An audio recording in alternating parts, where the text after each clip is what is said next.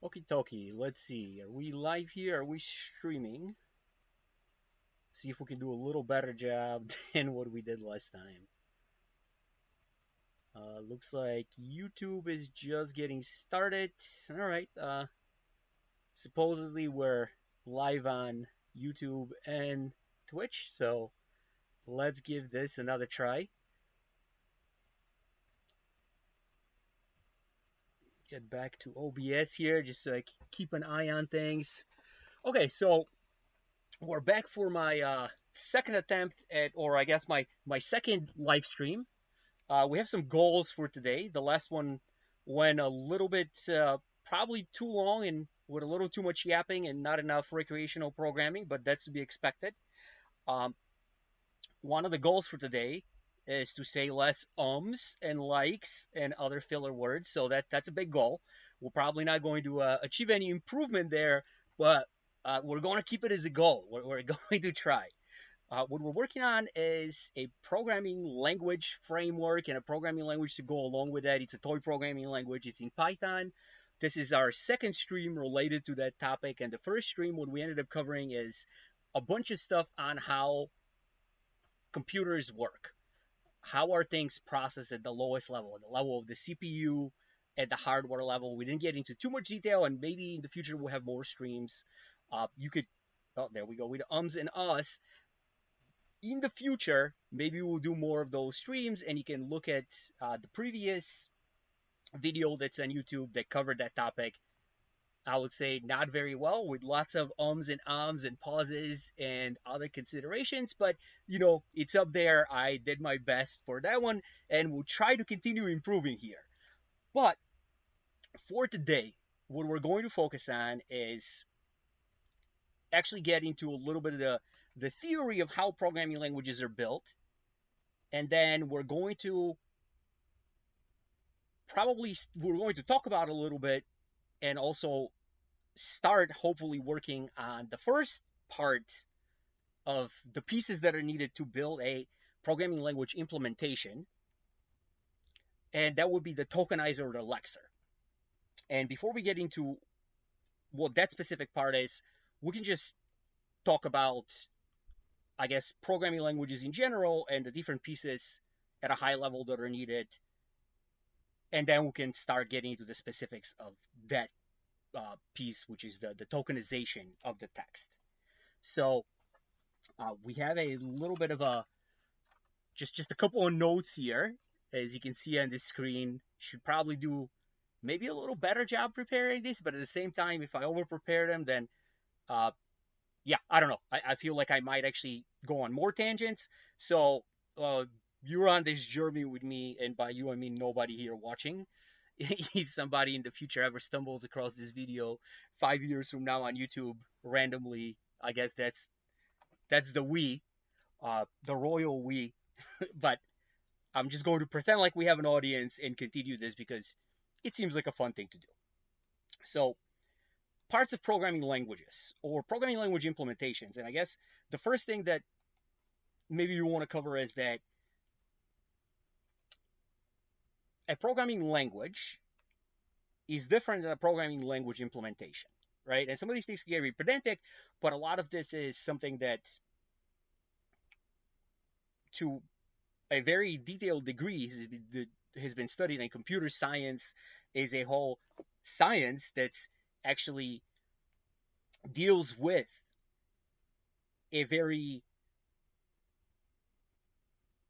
uh, there we go with DMs again. I need to stop saying ums, and also I need to stop pointing them out in a very academic way, right? So I am not an academic. I'm not a computer scientist, even though I did go to school for some of that. But there is a little bit of value in understanding some of these distinctions, I think, especially at a high level. Obviously, the people that were inventing these concepts and they're studying this concept, and the people that are developing serious programming languages and things like that, a lot of those things do end up being important, and they serve a purpose, right? We don't have to get into the depths of this, but some of those general distinctions and how things are organized. I should probably face the camera a little more when I'm trying to speak to you guys. But again, this is another thing that we're figuring out how to set up this whole the whole setup with cameras and whatnot. It's uh, pretty bare bones right now, but obviously, you know, you got to start somewhere.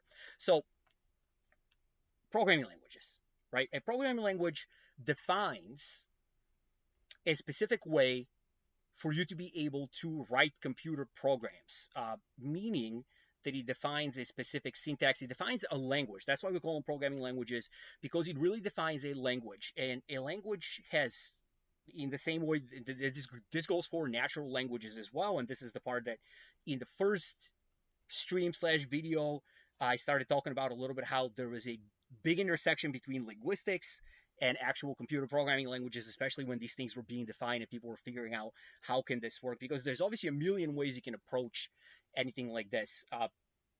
I think these things are pretty established nowadays, since you know we've been building programming languages for many decades at this point of time.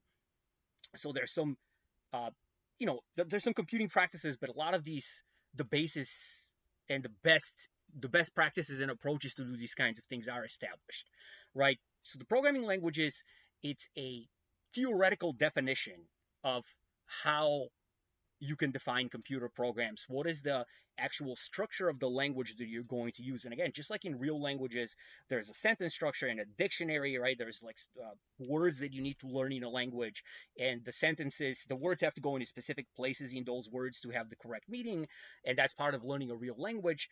In computer languages, much of those same things apply, and even to a much stricter level, right? Because we're trying to be very exact in the way that we're defining what the computer should do, right?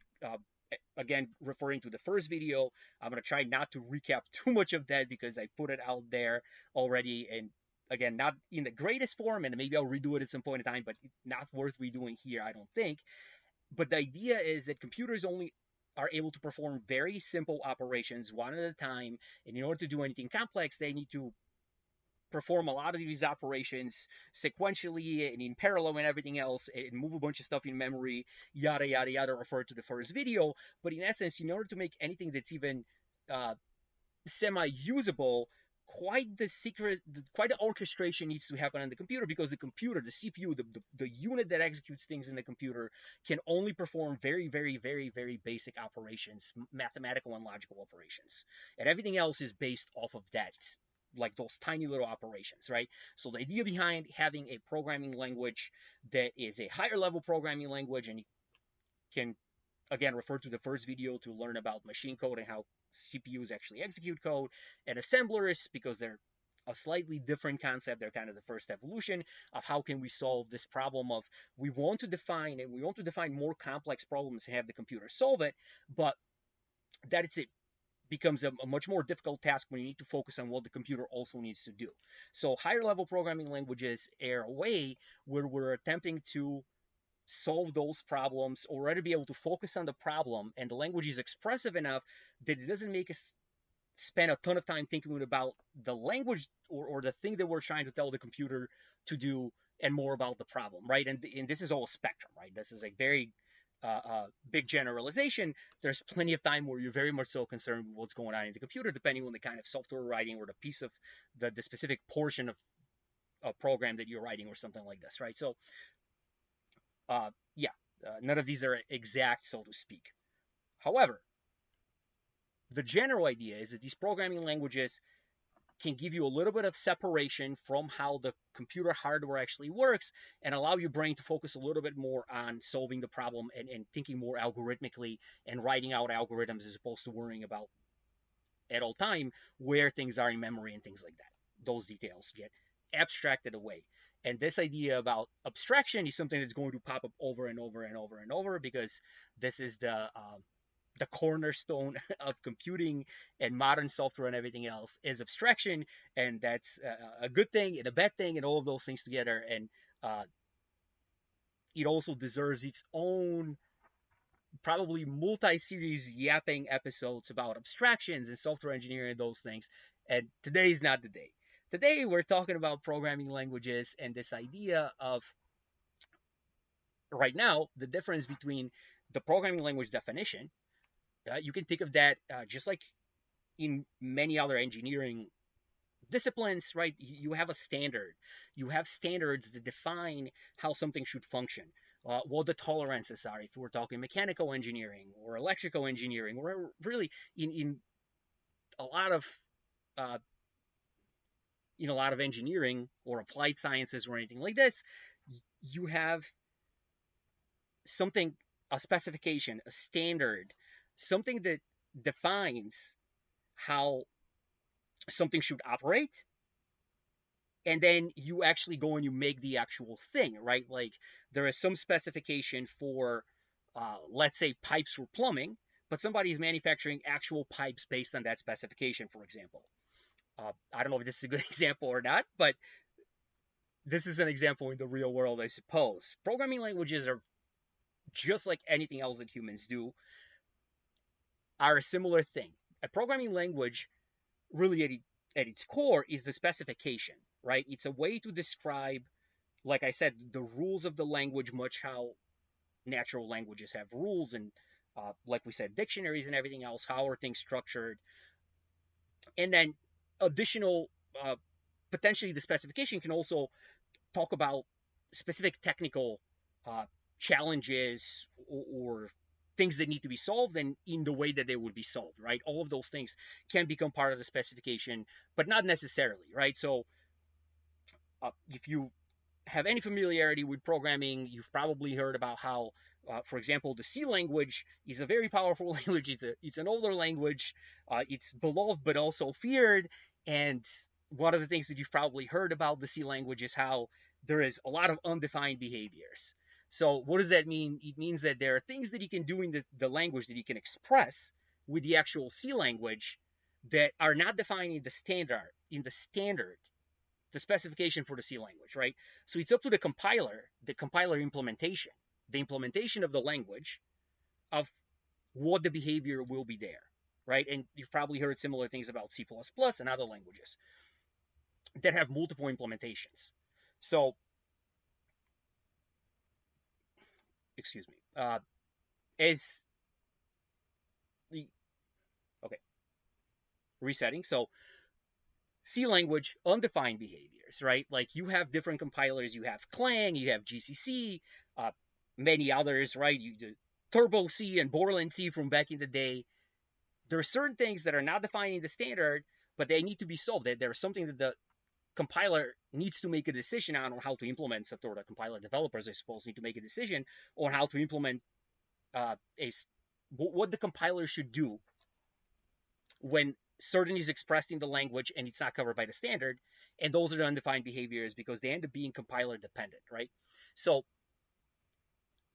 the specification for the language, it's going to provide guidance on what the language is, what the language should look like, what the syntax of the language is, what some of the technical behaviors. But of course, none of it will always be completely covered, and it depends on the language and the specification of how much of that is done, and what choices then the people implementing it are making on their part, meaning that they don't necessarily even have to follow the exact specification, right? And this goes for operating systems and things like that. Like you've probably heard of, and again, I think maybe I'm going on a tangent here, but just I suppose quickly, stuff like POSIX, which is an operating system standard, and Linux is kind of POSIX compliant, but I don't believe like fully, especially not the kernel. Whatever, we're not going to get into that, but that's, as with anything else, the standards cannot possibly cover the every tiny little detail, because it's probably too numerous, and also it's not worth always covering those things in the standard. And this is where, and also the standard is not the thing itself, right? It's a guide to how to build the thing, so to speak.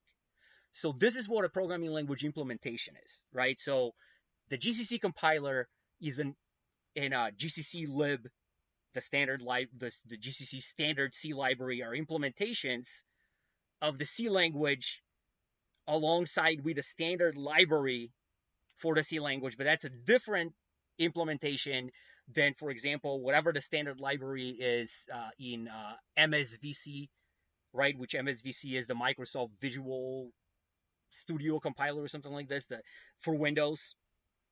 That's a different implementation, again, on the C programming language. So I guess this was a lot of words to say that programming language definitions are different than the programming language implementations, right? And hopefully the implementation of a programming language follows very closely what the definition is. Otherwise, that can, you can see how that can be problematic. But, there's not some sort of body that, guides, will enforce this. I suppose the compiler cops are not going to come get you if you stray away from the specification when you're implementing a certain language specification. So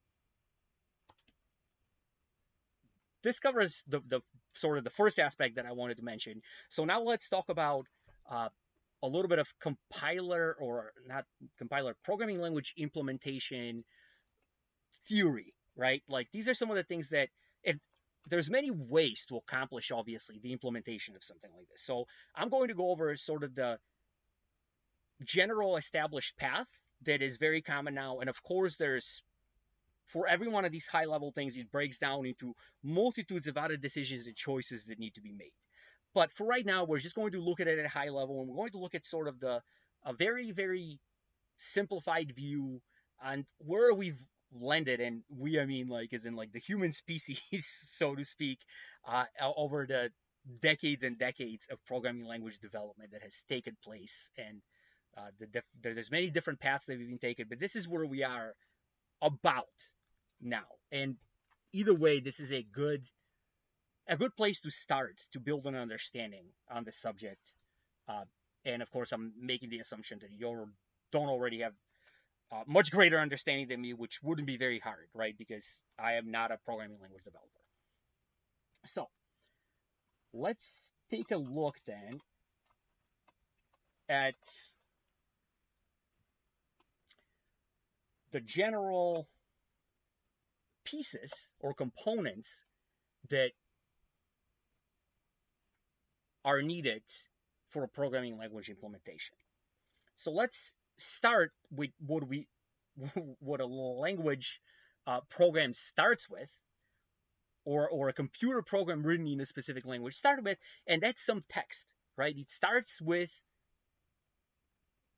some human readable text in some sort of text file, whether that's a Python file with a .py extension, or a C file with a .c extension, or a Rust file with a whatever RS extension, right?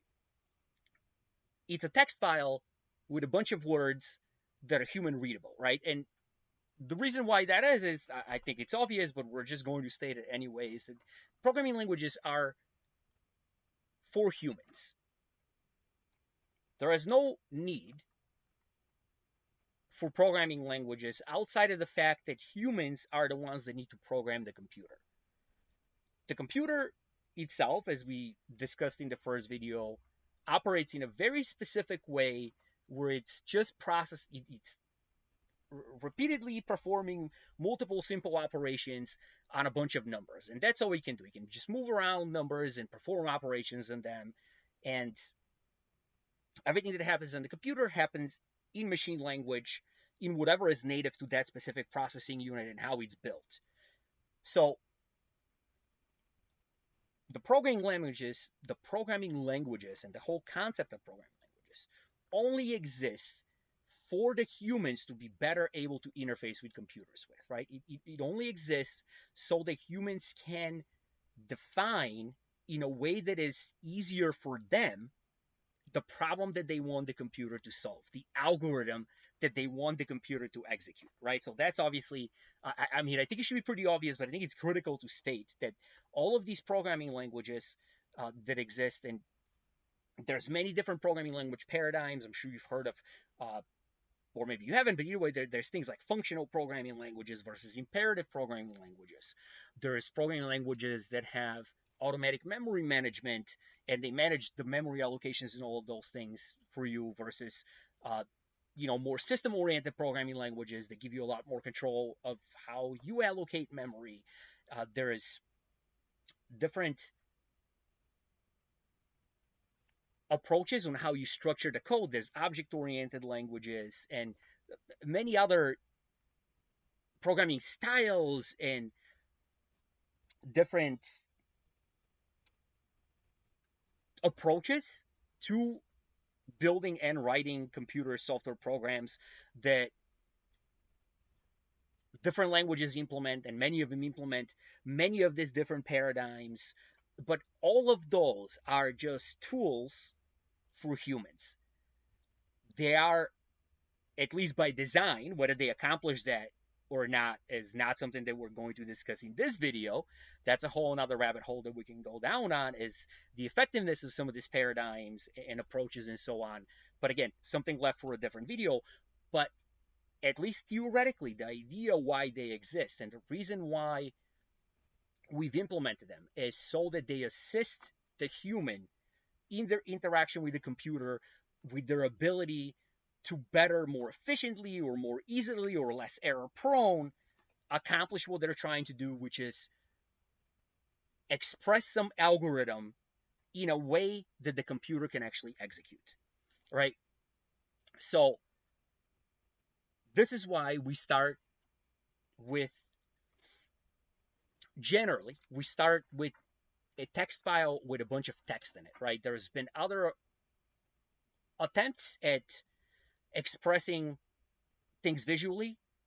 There is a very, well, I don't know if it's still very popular, but at least at some point of time was a very popular, you can call it programming language slash interactive environment for laboratory work and industrial work and electronics work, which is called LabVIEW.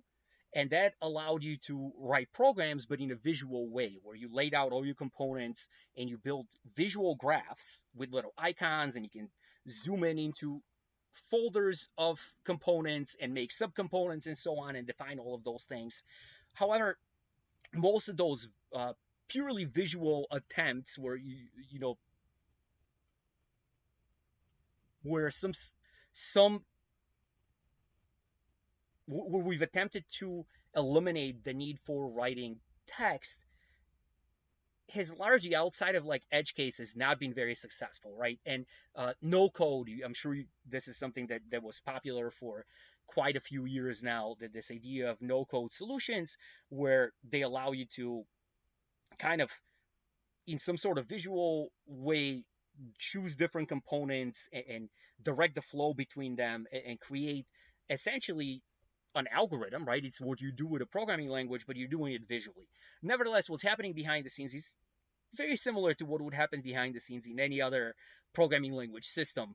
It's just the way that you define what happens in the system. And again, outside of edge cases, generally, there hasn't been many of these solutions that are super successful because text and natural language, especially the natural language of well, I guess the programming languages, and the way that they're a language that's very, very specific and expressive, and it's well, I guess the word is specific, right? So an example of that is mathematics, right? Mathematics, and I'm no mathematician by any means, but mathematics is ultimately a language for very clearly and expressively talking about numeric, algorithmic, mathematical concepts, right? At its core, and in a lot of what we consider mathematical language nowadays, it's comparatively very recent, right? Like, even again, you can look at the history of Arabic numbers, the numbers that we use nowadays, and when like the actual number zero was introduced as a symbol to be used in mathematical expressions and things like that, or the notation for derivatives and integrals and things like that. And even if you look at it in quote unquote the more modern day and age, in I think like the 15th, 16th, 17th century, I think a lot of mathematics were still just being written out with words, and a lot of the specialized symbols weren't introduced yet. And I'm sure there's even in modern mathematics new specialized symbols that are being introduced. But the whole point here is that it could be a way for you to very tersely, in a very efficient way express complex idea with a lot of meaning behind them, but also to be very specific, to be very precise, specific and precise about what you're expressing. And in programming languages, in this way, are very related to the mathematical language, which I don't think should be a surprise because obviously computers are, they're mathematical devices, they're computational devices, right? But the idea behind programming languages is to be able to very not necessarily tersely, but very efficiently express algorithms, right? And precisely, because you want the computer to do exactly what you're telling it to do. And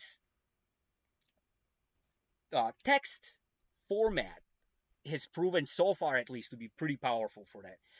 Obviously, now there's a little bit of a swing in the other direction, even where with some of the large language models and other, uh, other machine learning approaches that are currently in vogue, they're able to translate even a higher level, more natural human language, like more spoken or written English, into programming language code that they could get translated to machine code for the computer to run.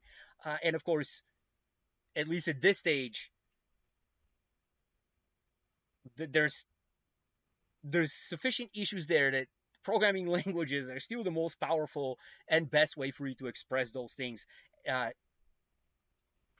now that large languages are not a great tool that you can utilize because they are, right? There's no reason not to utilize them, but I think they're just in the same way that autocompletes or IDs or any of these tools that evolve to go along with programming languages have become very useful and accepted. At least this is my opinion. Again, I'm going off on a tangent here, but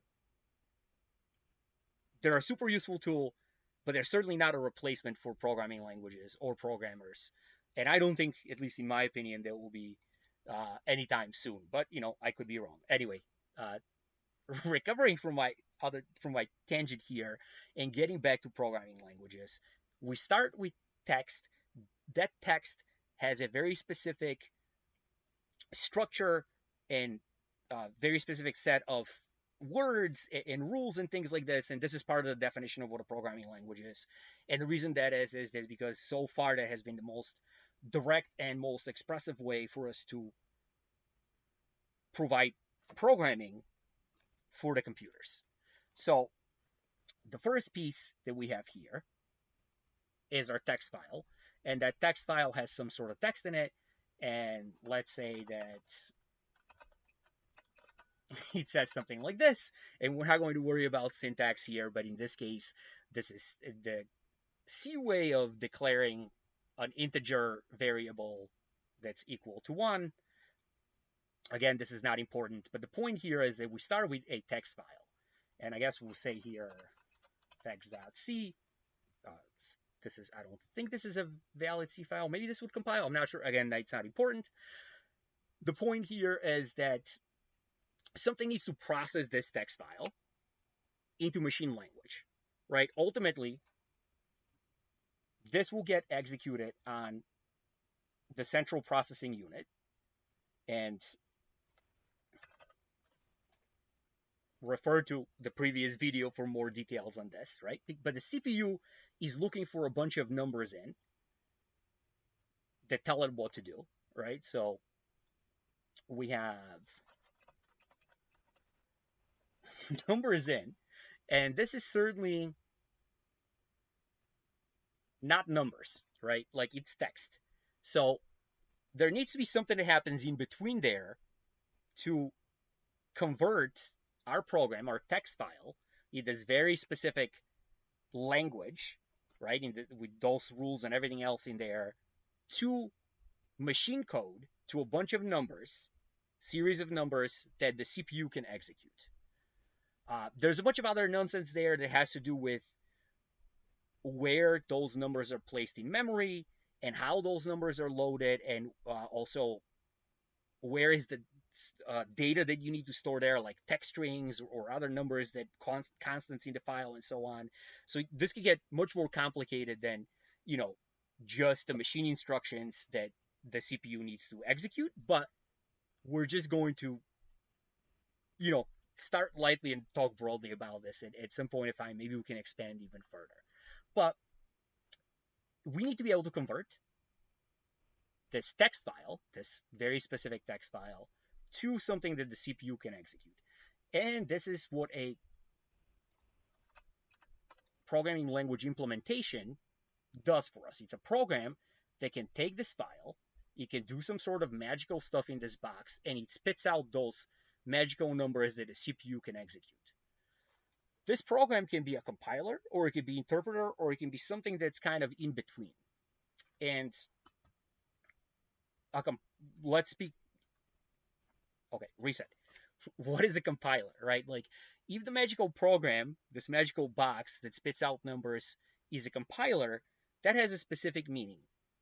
And the meaning here is that it's going to consume this text file, and it's going to spit out another file that's going to have the correct set of numbers and also structured in the correct way that something, usually the operating system, but on older computers that wasn't necessarily the case. Again, not important, but something can load those numbers and the stuff that's in that file. And if you open it up, it's going to, in a text editor, it's just going to look like a bunch of nonsensical characters. If you open it in a hex editor, you would give you not much more of an understanding of what's happening there unless you recognize some of the actual machine code instructions and what their numbers are. And you can actually certainly do this. And it was something that, people that work at a lower level and they're very experienced in some cases might do, rarely nowadays, but still could be something that they do.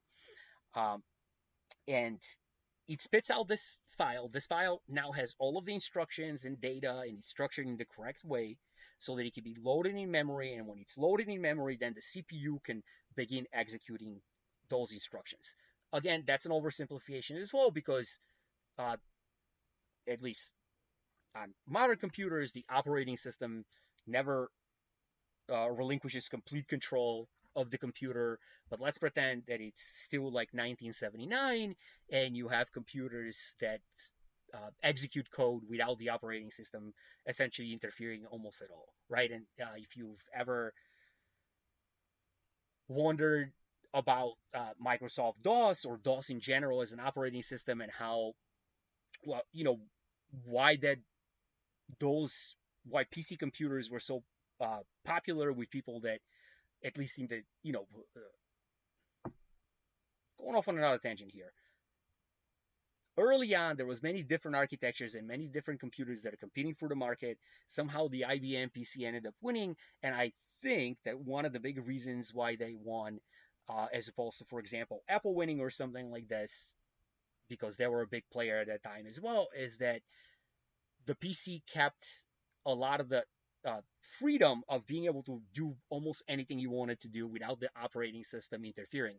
That also meant that, from a safety and stability perspective, it was a complete nightmare, but that's a whole different point. There's a whole multiple generations of computer programmers that started programming computer games or other programs on MS-DOS or just DOS in general, and the barrier to entry to be able to start typing some code and get to being able to read the keyboard or put some graphics on the monitor was much lower than it is nowadays. Obviously, nowadays you have many more libraries and game engines and other things, so there's other abstractions that have come in to sort of still allow you to get started on something like this fairly easily. But that level of direct control of the hardware with very little code and without a lot of barriers is something that I think certainly provided an environment in which a lot of people could really experiment and learn and become very proficient at technology and computers at a deep level. So,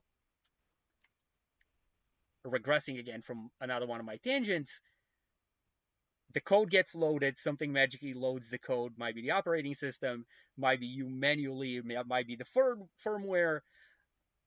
The processor starts executing those numbers, but what gave you those numbers, the instructions, it wasn't you manually writing those numbers or an assembler where you wrote the mnemonics for the assembler in the mnemonics for those instructions in assembler and that got translated, but rather you wrote something as a more complex or a more in a more expressive language, let's say like the C programming language or Python, and then that got converted down to a set of numbers the CPU can execute. Well, I mentioned Python.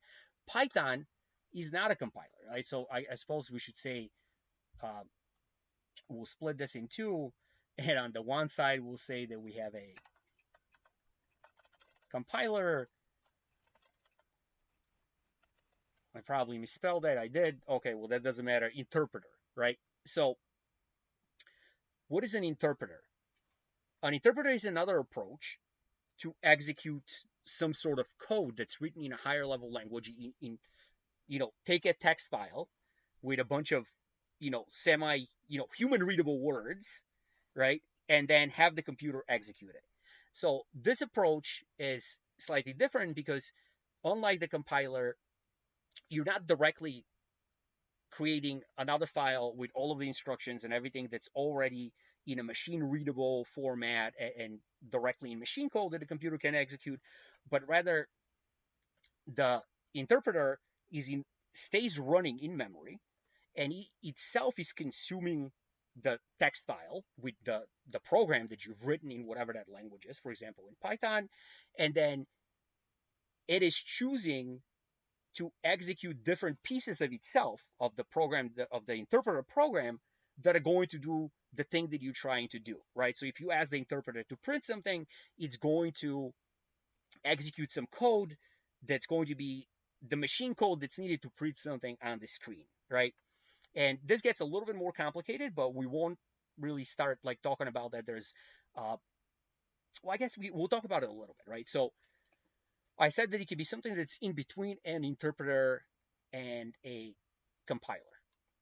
And like anything else, things are sort of on a spectrum, right? Like the to define exactly where a thing lays, right? Like it depends on the definition that you're attempting to use. We're not going to get very zen here about things. Let's keep it to interpreters versus compilers. But I mean, for example, Python. Python is compiled. However, Python is an interpreter. Well, how is that possible? So currently, what I'm speaking of, I guess I should say specifically, because remember going back that a programming language is a standard or a definition and there needs to be an implementation. So I suppose what I'm speaking about here is what we commonly would call Python, which is C Python, right? Like the one that Guido Van Rossum started and the Python Foundation maintains and everything else. But there's obviously other implementations. There's MicroPython. There's what is it like Py? Yeah, whatever the other the there's another really anyway. I need to do a better job of staying on track here. But there's many implementations of Python, right? Obviously, the main implementation, the one that's most widely used, is the CPython implementation. And this is what I'm speaking about here when I say Python in this case, right? CPython is an interpreter that it's written in C. So somebody wrote a C program that is the Python interpreter. That program has been compiled. It's actually being compiled in many different versions so that you can run it on Windows, you can run it on Mac OS, you can run it on Linux or Unix systems, whatever it might be. So when you go to execute a Python program, you're actually running the machine code interpreter for Python that's going to load your program, your Python program, right? So that's why you say Python. I suppose we can, this is a lot of ums and ums, so we want to show, we'll get better at this, bear with me here. So when we say python main.py, Python this is the this is a program that has been written in C and compiled, right? And you can actually see the version and everything else there, and and you can see right here it says Clang 1917. Well, this is the version of the C compiler that's been used to compile the Python interpreter, right? So when we tell it to, if I can type, Python run main.py,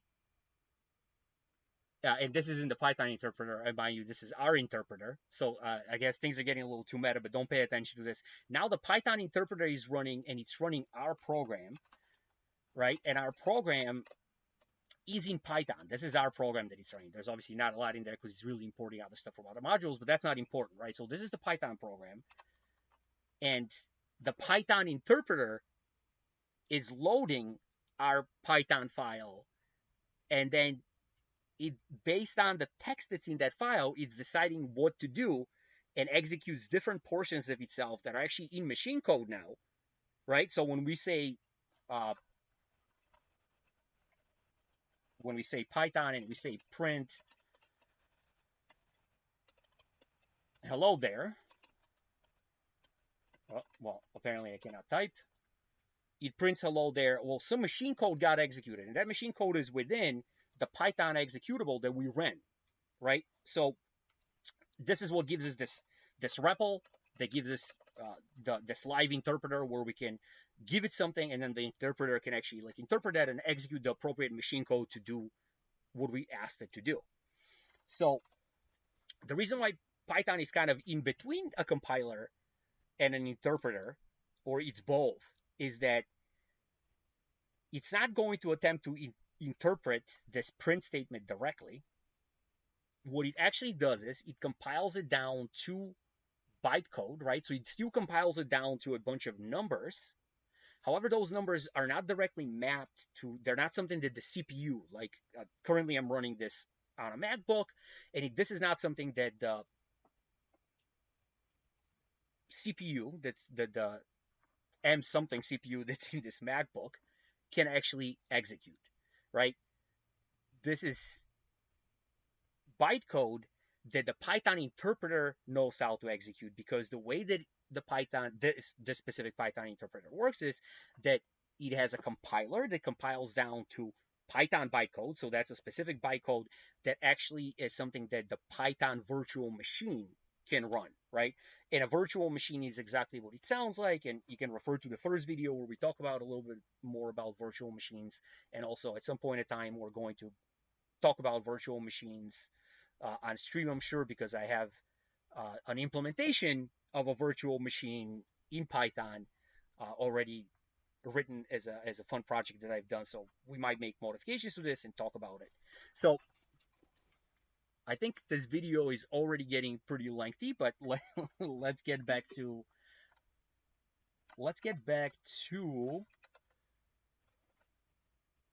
our little flow here. So compilers versus interpreters. Hopefully this made, I don't know, maybe provided a little clarity on what goes on there and how you could sort of exist in a little bit in both worlds, but not really.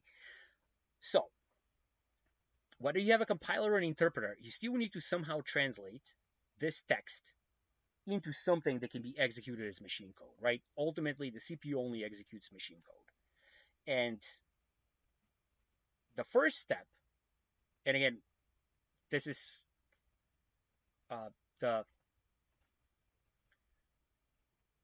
this is sort of the current state, the current de facto way that this is generally approached in our current day and age. And of course, different implementations can vary from this, and there's other ways you can do this, but we're talking about kind of a general established approach to do this kind of thing.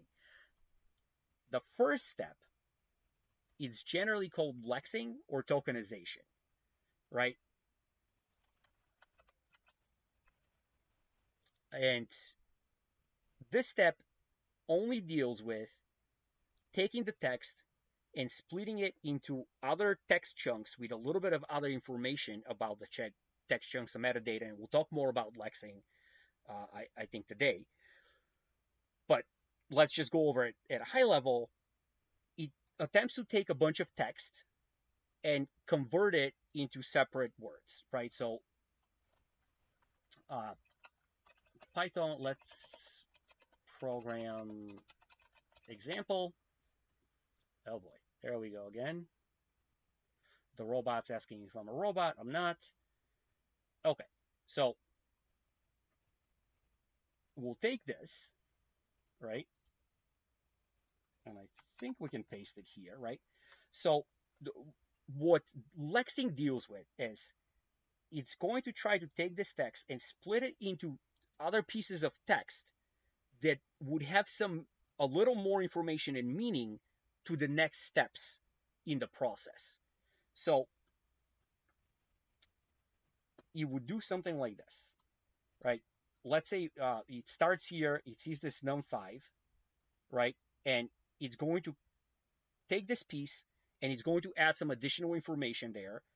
In this case, it's going to say, hey, I found something that you would call an identifier. Then it's going to keep moving forward and it's going to say, hey, I found, and of course, I'm not selecting stuff. Again, we're hopefully going to get better at this at some point in time. It's going to find this equal sign, right? And in this specific case, it's going to say, hey, I found an operator, right? This is part of what defining a language is about. It's deciding what the rules, right? This is you have to define the specification of the language, so to speak, right? You go to decide what the language rules are. What are the different components, textual components, right? Language components of the language, and then you need to be able to extract them. The Lexer extracts them, right? So again, it's going to take this, and then in the case of Python, it's going to say, hey, this is an assign operator, right?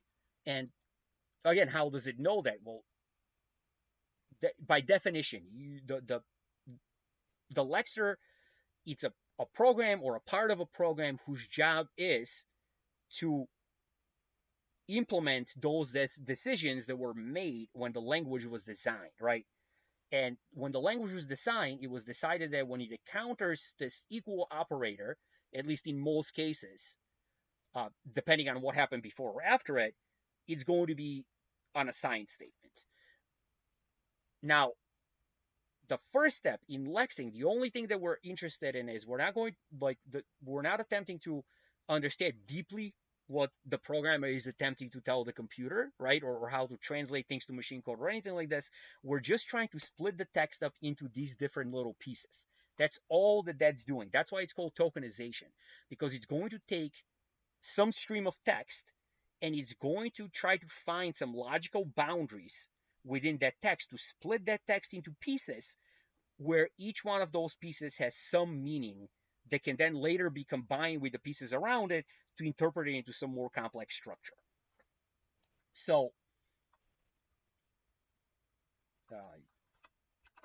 again, I'm not doing a very good job here of presenting, but then we have the number 5. And then this number 5, in this case, would be something for Python that it would most likely, and I think it would interpret it as a literal int, right? And it's a literal, meaning that this is it's a literal integer number, meaning this is a number that the programmer put in the program. It's making the assumption that, hey, like this thing doesn't have any other kind of letters to it or before it. So based on that, you can assume that what the programmer meant here in this specific case, because it's just a standalone 5-digit, the programmer wants the number 5, right? But we don't know what we want to do with this number 5, and we're not interested at this stage of what we're going to do with this number 5. Obviously, you saw the original program, and you can see that in this case, what we're doing is we're creating a variable number, and we're assigning it the number 5, right? But at this stage of processing this program, the Lexer is not interested, or really that's not the purpose of it, is not to understand any of this. the assignment or variable definitions or anything like that. It is only splitting the stream of text that is being fed into those smaller textual pieces with some additional metadata that you can assign there. Uh, for example, some of that metadata can be the type. In this case, it understands that, hey, this is some sort of identifier, right? This is some sort of, this text is attempting to refer to something else in the code, right? That's what an identifier is. In this case, because we understand, we saw the whole Python program and we understand Python, we know that really the meaning of this identifier in this case, it's the variable num, right? But it could be function, it could be many other things. The Lexer's not interested in that. He just knows, hey, this is some sort of name, right? It's a name in the scope of our program. What that name means, whether it's a function, whether it's a module, whether that it's anything else, it doesn't need to know, and it's not attempting to establish that. So it's just picking up the, hey, this is an identifier. Then it's saying, hey, this is an assign operator. And again, it's not attempting to understand what the specific use case in this case for the assign operator is, right? Because it might be assign, but in other cases, it might be something else, right? So the next thing is the number 5. Again, you understand that this is the number 5 and it's the literal 5, but it doesn't know anything else about it. It doesn't need to know anything else about it, right? So it's going to go through this whole process, and what it's going to then output, and I suppose we can shuffle this around a little bit.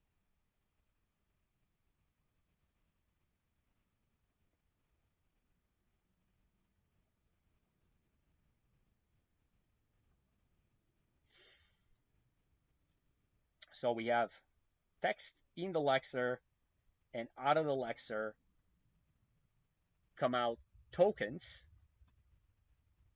right, with a specific,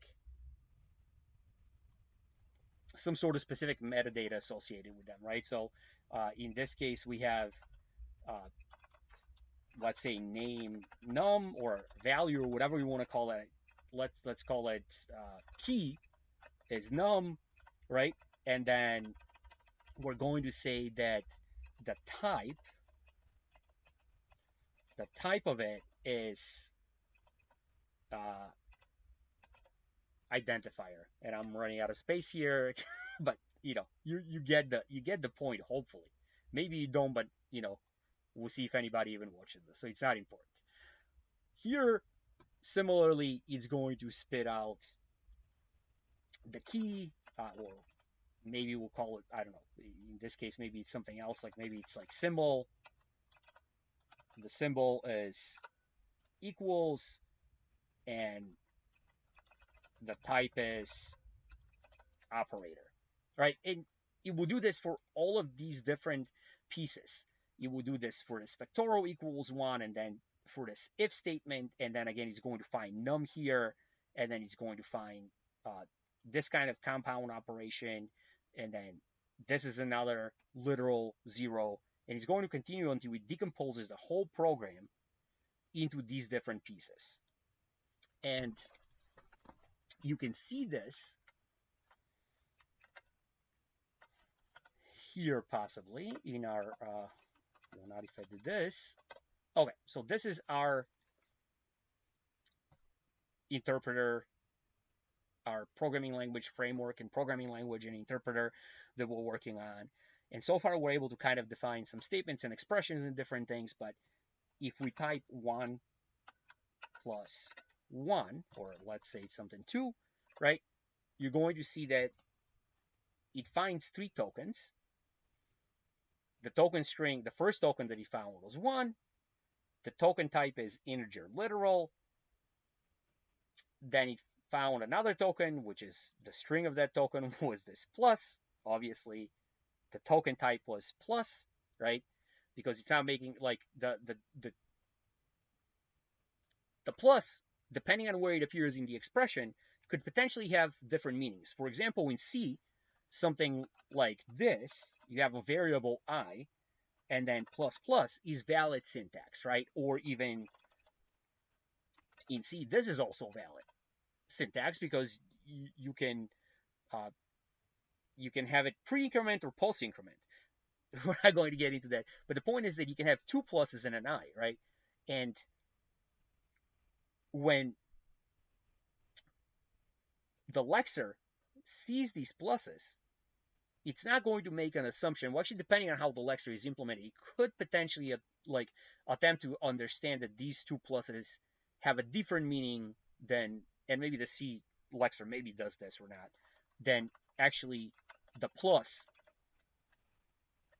that comes in between two numbers, right? Because this means add 1 plus 1, whereas this plus plus really is interpreted as the variable I plus 1, right? And then the whole prefix postfix thing is something different. We won't talk about that. But you see how the first stage is the lexing stage, and it's taking some text and turning it into tokens. And we can show a little more complicated example of this, right? So we're going to say 1 plus 2, and then we're going to say this whole thing times, I don't know, like 8, and then end, right? So this is a valid compound statement in the language that we're, at least for right now, it is in the language that we're developing right now. And when I hit enter here, oh, I guess, oh yeah, so I actually screwed up here, but I guess this could be illustrative when we take a look at the code that's doing this work very shortly. But you notice that it failed to understand what the opening parentheses and 1 meant. Now, when I run it now, it actually does understand it, and you notice that the reason is that it was missing those spaces. And depending on how much you know about how Lexers work and things like that, maybe you already know how our super basic Lexer currently works. And the first thing that we're going to do once we actually get to working on some code here is probably implementing a slightly more sophisticated Lexer. But you notice that the output of the Lexer now is a lot more tokens. It understood this begin token as a keyword token in this case, and the keyword that it represents the begin keyword. It has parentheses and int literals and plus and multiplication operations, but you notice in the token specifically here, we're saying that the token doesn't say multiplication, it says star, right? And that is because depending on the context where the star is being used and depending on the language and how it's defined, that star can have multiple meanings, right? So, for example, in C, 1 times 2 would mean multiply 1 times 2. However, if you had star and then some sort of identifier, like let's say like the variable I, right? This would be a dereferencing operation that would mean dereference the pointer or the address that's in the variable I, right? But again, we don't have to get into that. That's specific to C and how it deals with memory and pointers and things like this. But the point, and pun not intended here, is that the star can play different roles depending on where it's found, right? It could be multiplication, or it could be dereferencing, it could be other stuff, right? And in other languages, it has different meanings, right? So, for example, in some languages, this would be put 1 to the power of 2, right? Whereas in something like Python, the way that you would do the power operation would be star star, right? This would be the power, and this will have some other meaning, like for example, the logical XOR operation or XOR, or however you pronounce it, that has to do with Boolean logic. So back to Lexers. All that the Lexer does is take a certain stream of text, right? A file that it reads in memory or whatever. It's a stream of text, and then it turns it into these tokens, right? And these tokens are some object that now has a little more meaning than just the plain words.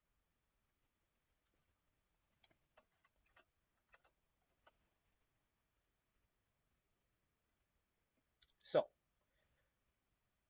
well, I suppose now would be a good time to look at how our basic Lexer works.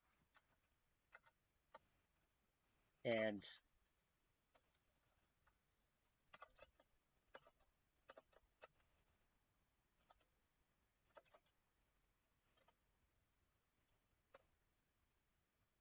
also, yes, so zoning out here for a minute, trying to get my train of thought going. But a tokenizer or a Lexer, those are interchangeable uh, terminologies, terms that they're essentially mean the same thing depending on the use case. Very often you hear them used interchangeably depending on who you're talking to and what terminology they've chosen to discuss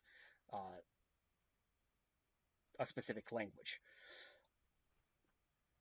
In our case, I've said Lexer many times. Also, you hear lexical analysis or lexical analyzers, also commonly refer to this step of taking the text and breaking it down into some sort of piece, like textual piece that also carries a little more information that has meaning to what we're attempting to accomplish in the next following step in the process of, again, converting a program that's written in a specific higher level language into machine instructions. So this is our very basic Lexer that we've created, or I've created so far for this project that we're working on here. You notice that here we're defining the token types. So these are all of the token types that our Lexer or our tokenizer currently supports, right? So it needs to be able to translate any text that's it's seeing in the textual stream that it's processing into one of these things, right? If it's not able to process it to one of these things, it is, not valid yet. It doesn't exist. It's going to give out an error. So we have integer literals. You notice we don't have any kind of decimals or floats or any other representation for decimal numbers. It has an identifier. It has a keyword. It has some symbols, right? But obviously you notice it doesn't have a minus or a negative sign. It doesn't have a bunch of the mathematical operations. It's pretty sparse, right? With the kind of symbols that it even supports, right? And that's okay because we can extend it, right? And the way that our implementation works in Python is we're creating these objects, and these objects carry the token type that we're able to recognize it to, and some sort of value, right? And this value can be multiple things, right? And this is where uh, you know you have even more freedom, like anything else in programming. There's a billion ways in which you can implement something like this, right? So I have landed on a certain structure here for how to implement this. I have this class that does the tokenization that can be used by the other parts of our system to take a bunch of text and turn it into tokens. And the tokens are represented as these kind of data class objects, right? There's a million ways that you can represent this, and there's good ways, bad ways. This is a very preliminary version, and if anything, I've probably rushed into creating too much abstraction and splitting our project into too many pieces, like the interpreter piece and the tokenizer and everything else. A lot of this probably could have stayed in the same file or just in a couple of files as opposed to in, whatever files we have right now. Um,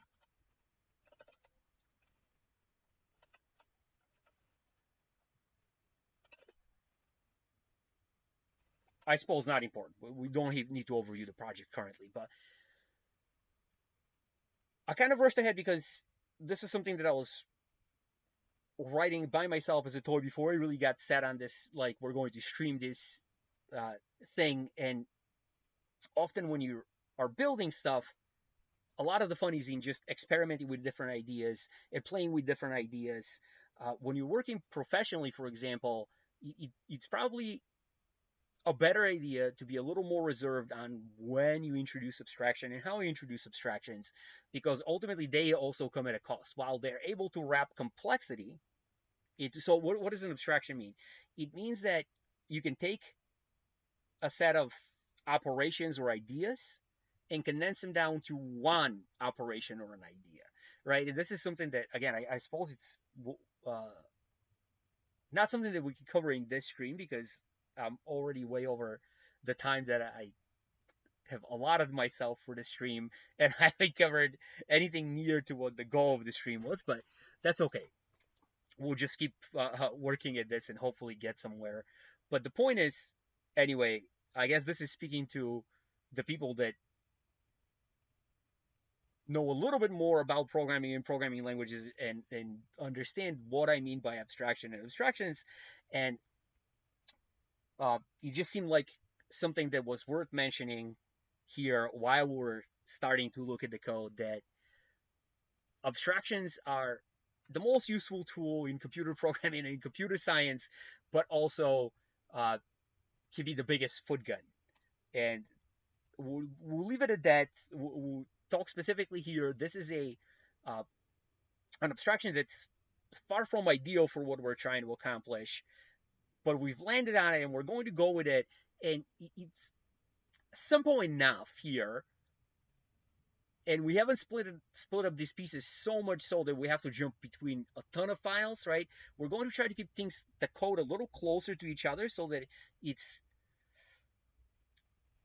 more instructive and something that is hopefully, like, I don't know if I'm going to accomplish this. And again, like I said, I think I've already strayed off of that course a little with how I have abstracted it, to keep it where we're not interested in performance, or we're not interested in clean code or any of those things, but we're mostly interested in being something that can be looked at and it can kind of be descriptive of what it does to somebody that's being introduced to these concepts, right? And maybe we can even recombine and refactor some of this code down the road to make it more so fitting that purpose. But for right now, hopefully this is not so wacky that it is very hard to understand. Yeah, so what I'm trying to say here is that this is not an implementation that you should look at as like, oh, this is how I should implement a language that I'm seriously working on. Is just to illustrate a way these concepts work. So what we're doing here is we are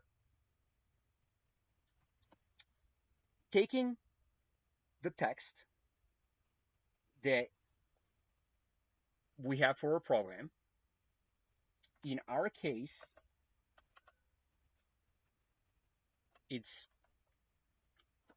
a line from this interpreter, because this is just how things are structured. We'll extend this in the future, but for right now, we're just taking the text that we're getting from a line in the interpreter.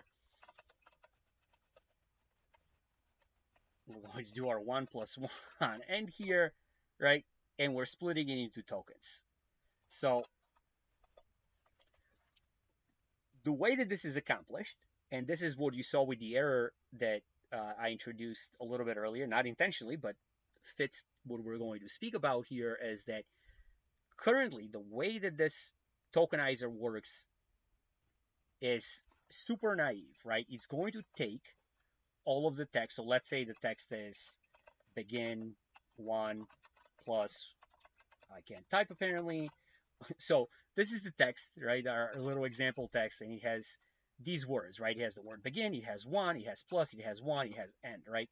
And you notice that I have spaces between all of them, because the first step of what our naive tokenizer, Lexer, does in the current implementation is that it literally takes all of the text that it's given, and it's going to split it into separate pieces of text.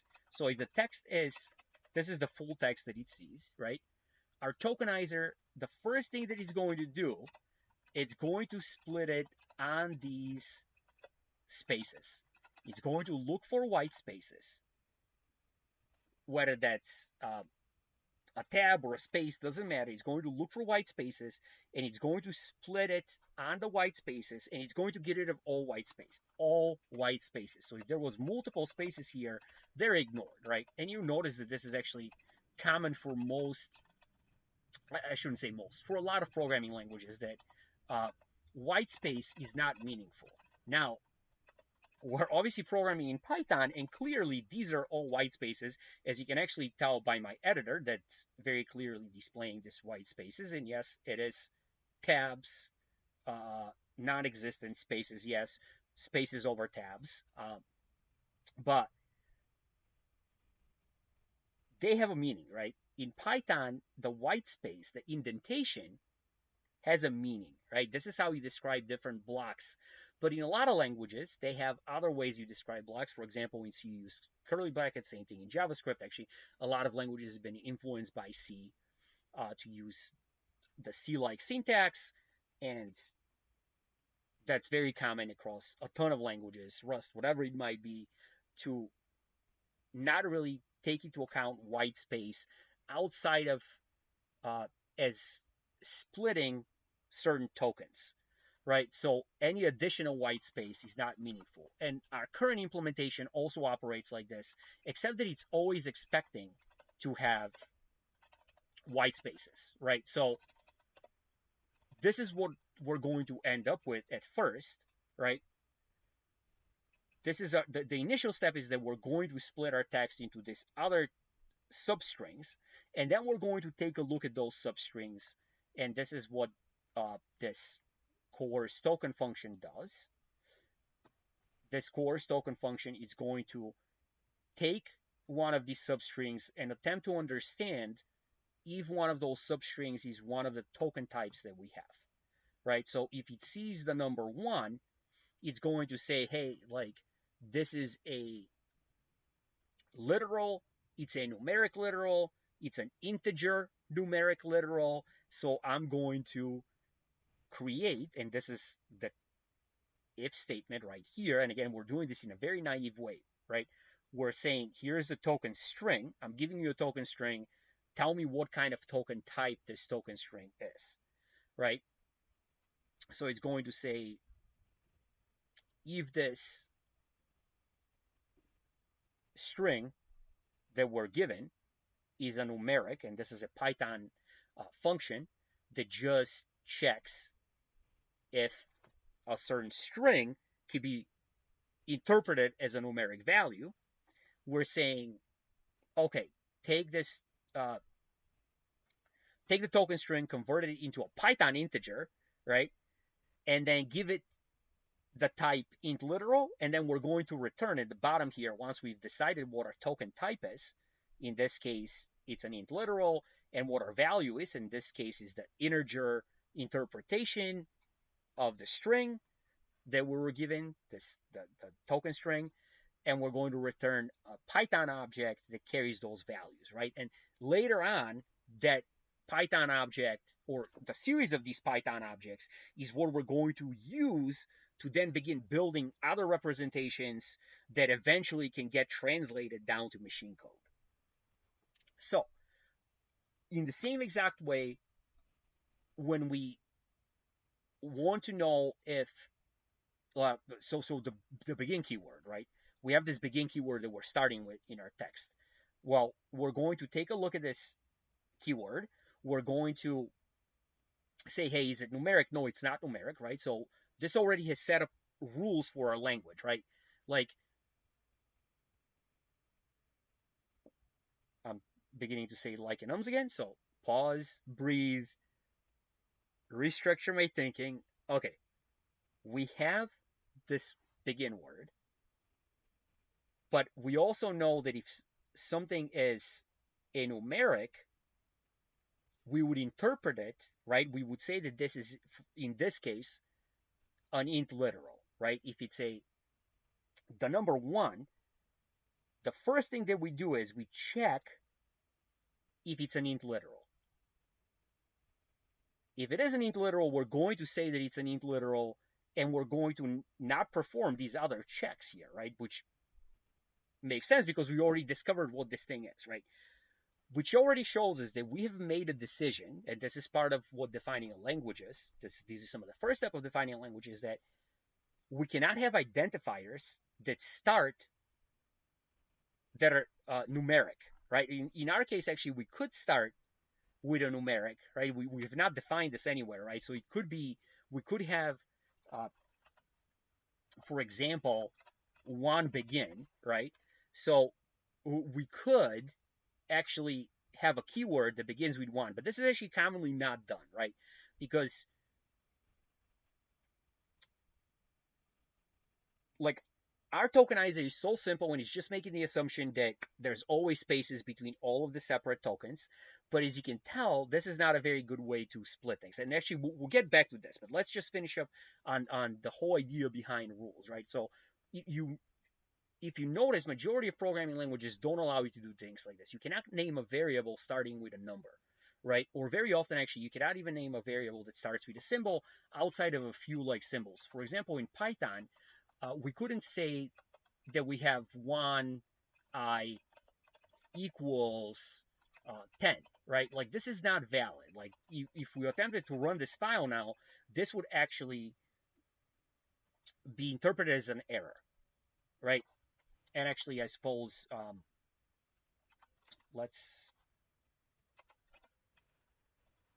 we'll save this for 1 second.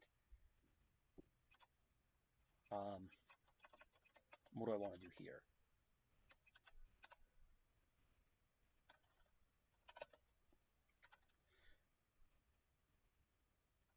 What's the best way to, do I have a, oh, I don't have a virtual environment, of course not. Okay, so, sorry, I was thinking if there's a good way to illustrate this with the static analysis tools for Python, but in this current project, there's not any kind of this would be an issue, right? So I guess we could just show it like this. I don't know why I was overthinking it here, right? So if I say, well, let's say if I say I equals 1, right?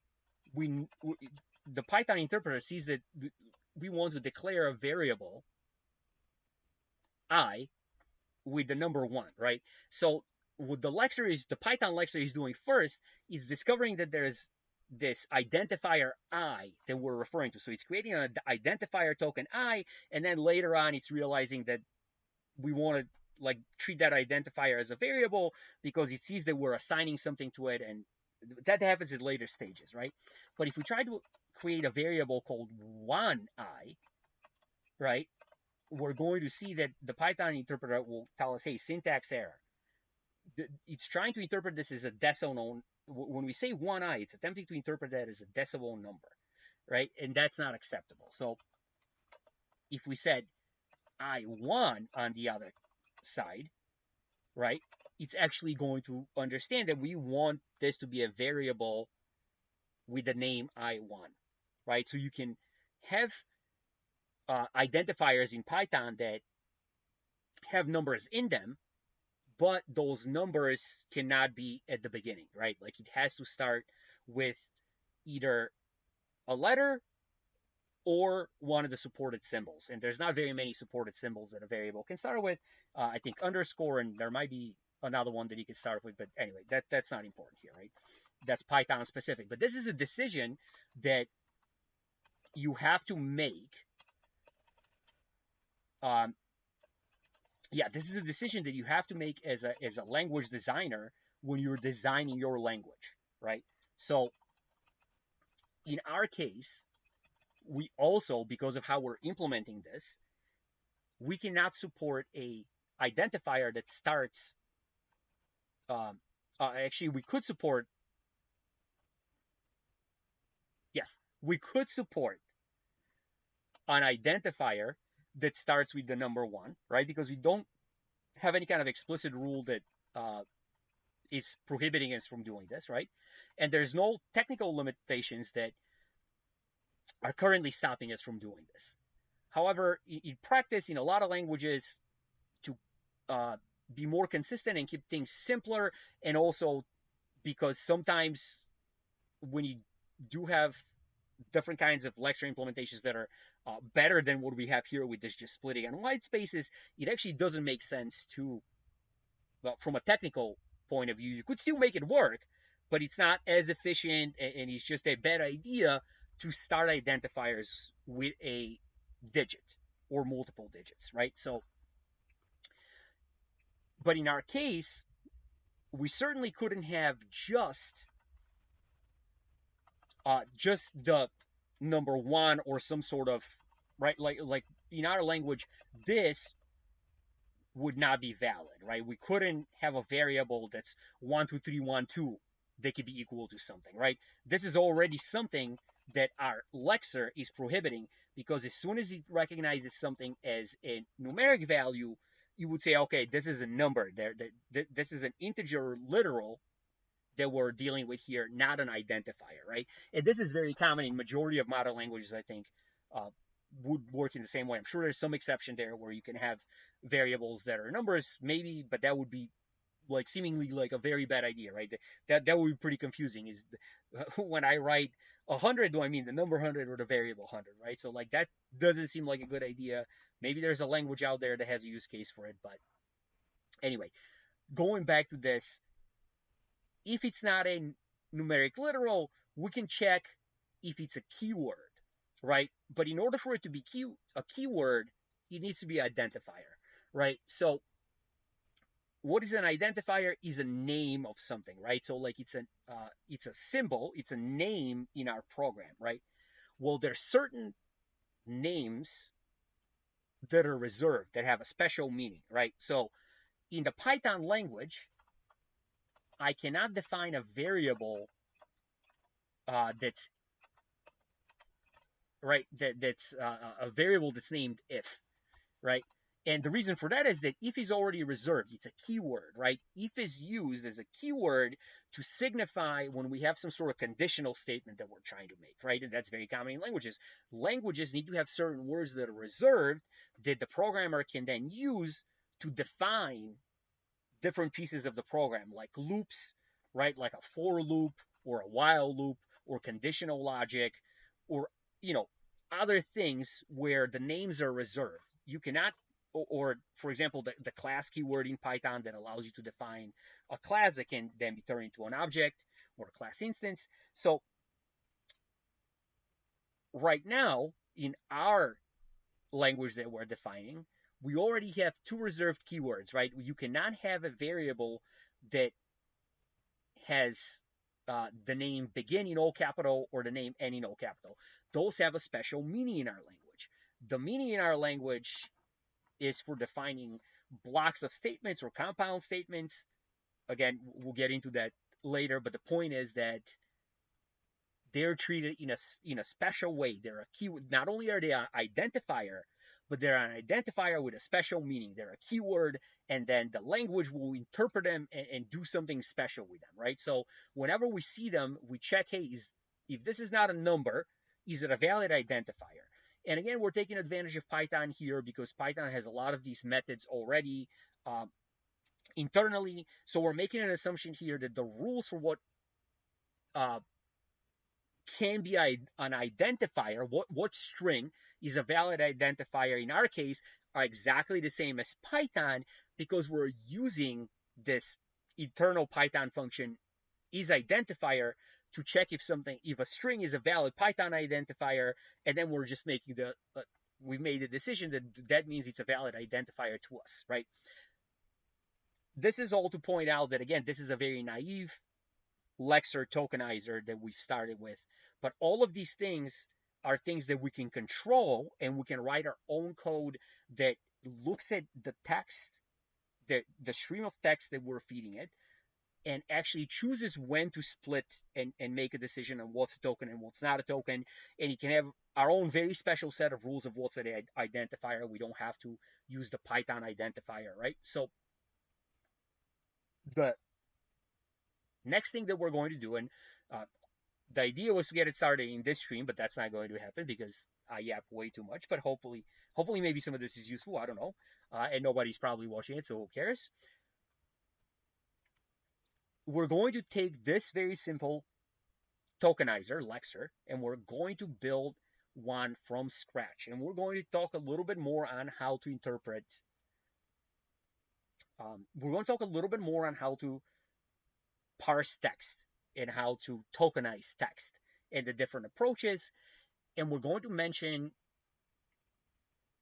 get a little bit into things like state machines and regular expressions because they're very related to this kind of thing, like language grammars and things like that. So, and I'm only going to cover probably some of the more necessary academic details because there's certainly people that are much more expert and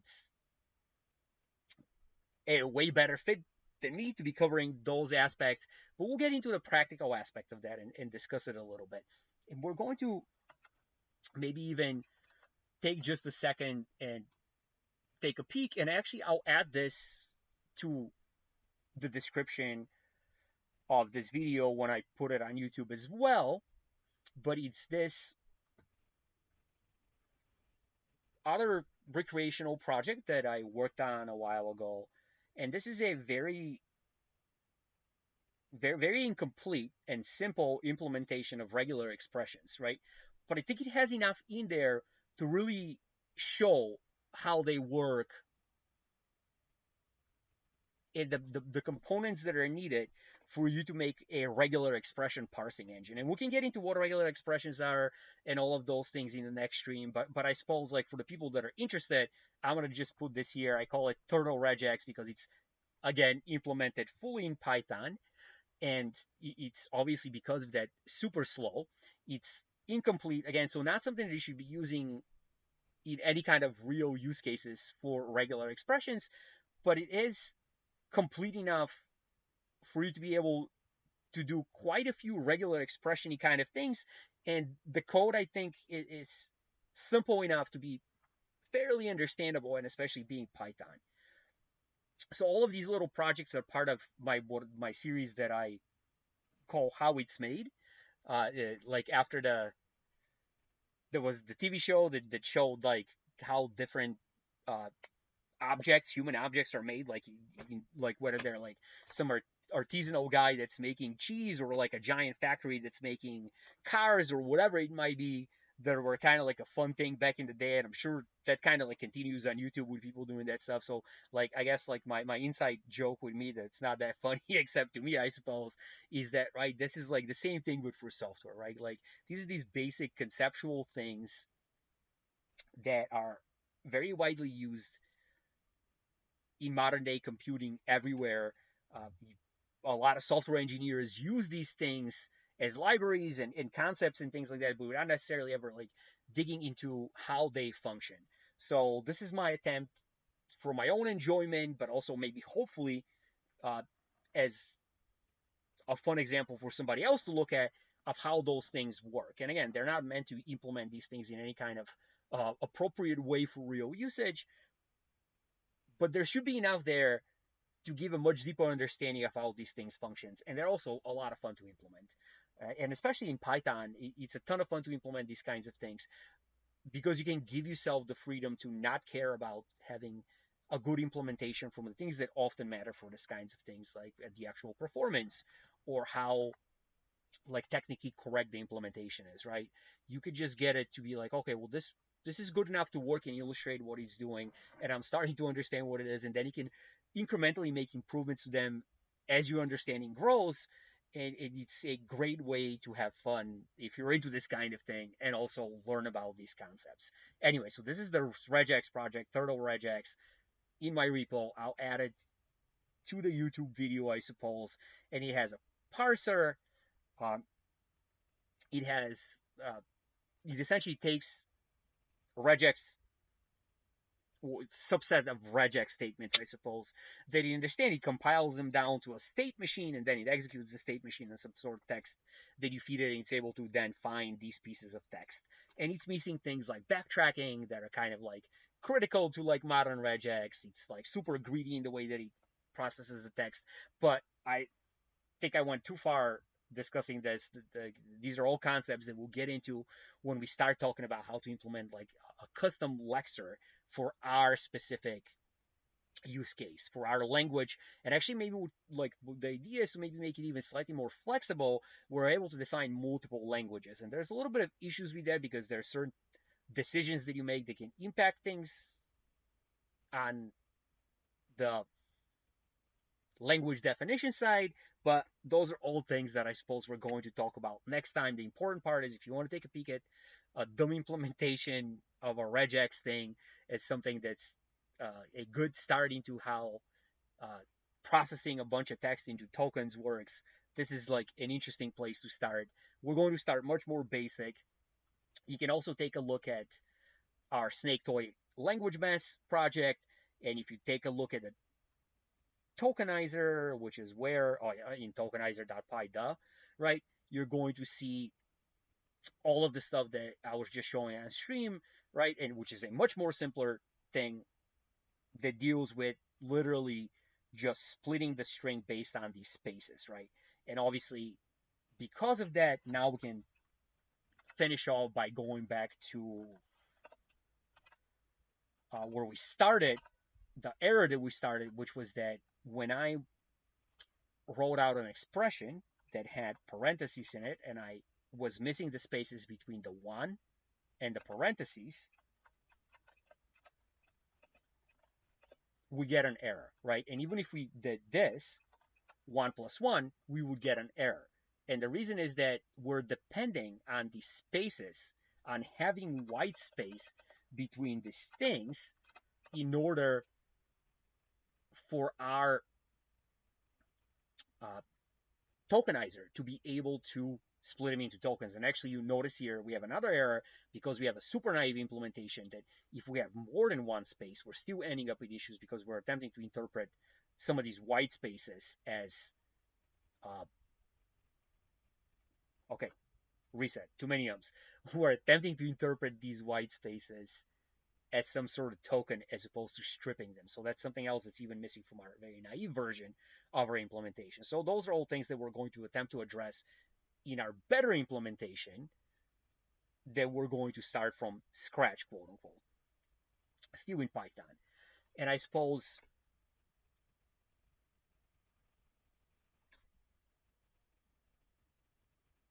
sorry, I'm pausing here. What I'm trying to think of is that there was some other things that I wanted to kind of cover, and I'm wondering if I should talk about. Well, you know what? I've already talked for long enough. We'll talk about the different ways to implement these kinds of things when we actually start working on it in the next stream, or who knows, maybe we end up talking about it in the next stream and then implementing it in a different stream. Who cares? This is the stream for today. Hopefully, uh, this is something that maybe will be fun for somebody to watch at some point in time, or that somebody even like look at and not have fun with. Hopefully, somebody will one day actually end up looking at this. I don't know if anybody ever joined the stream because I wasn't paying attention. I doubt it, but I'll leave it here. So until next time, yeah, just maybe go check out some of this stuff on my GitHub, and we'll be back to this at some point of time next week.